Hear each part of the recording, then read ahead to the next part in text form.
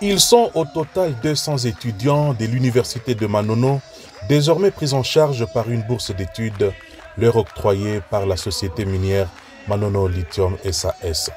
La cérémonie de lancement de la coopération entre cette institution universitaire de l'État et la société minière Manono Lithium SAS est intervenue le 28 janvier 2025.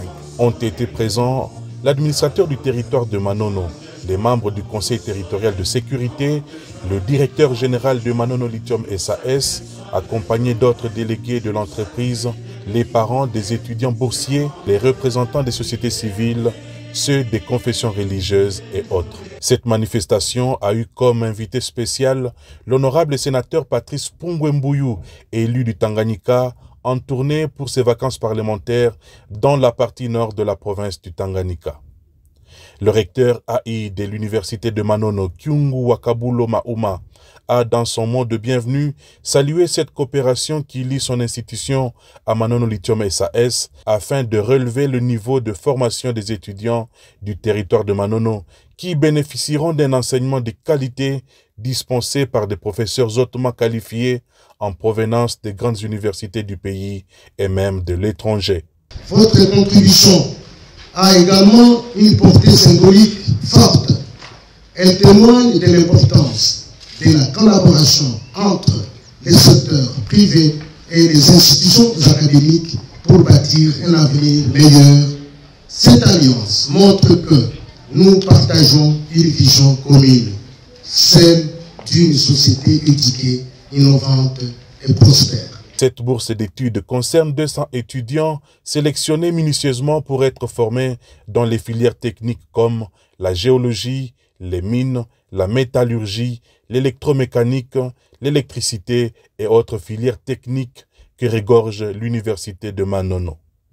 Dans son mot de circonstances, le directeur général de Manono Lithium SAS s'est réjoui de cette coopération qui met en valeur la jeunesse de Manono pour acquérir une formation de qualité afin de répondre à la forte demande de la main-d'œuvre qualifiée dans le secteur minier. Nous avons l'ambition de construire un nouveau modèle d'éducation et de formation et de propulser le développement de la province du Tanganyika. Il a été complété par Wivine Mukonga Maua, directrice des ressources humaines de Manono Lithium SAS, qui a exprimé les attentes de cette société minière à l'issue de ce projet. Ces formations permettront à Manono Lithium SAS de recruter directement dans la région des techniciens et experts compétents, contribuant ainsi à réduire la dépendance aux talents extérieurs. Ensemble, nous pouvons faire de Manono un exemple de réussite économique et sociale pour toute la République démocratique du Congo.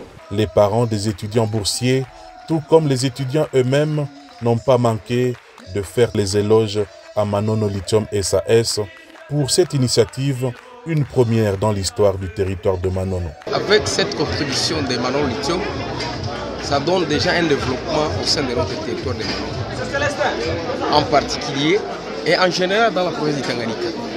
Le sénateur Patrice Pungwembuyu a quant à lui invité la population et surtout la jeunesse du territoire de Manono à capitaliser cet investissement de Manono Lithium SAS, entreprise qui s'inscrit sur la voie du développement.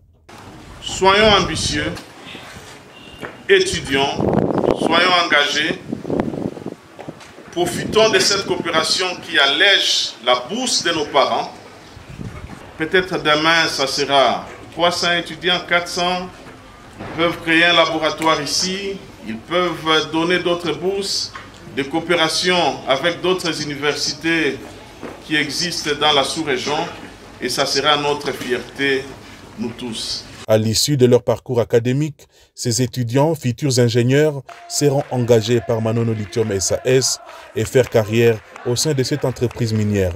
Ces genres de projets, Manono Lithium SAS compte les dupliquer dans d'autres institutions supérieures et universitaires du territoire de Manono afin de former une main-d'œuvre qualifiée capable de répondre à la forte demande de plus en plus croissante dans la province du Tanganyika, province à vocation minière.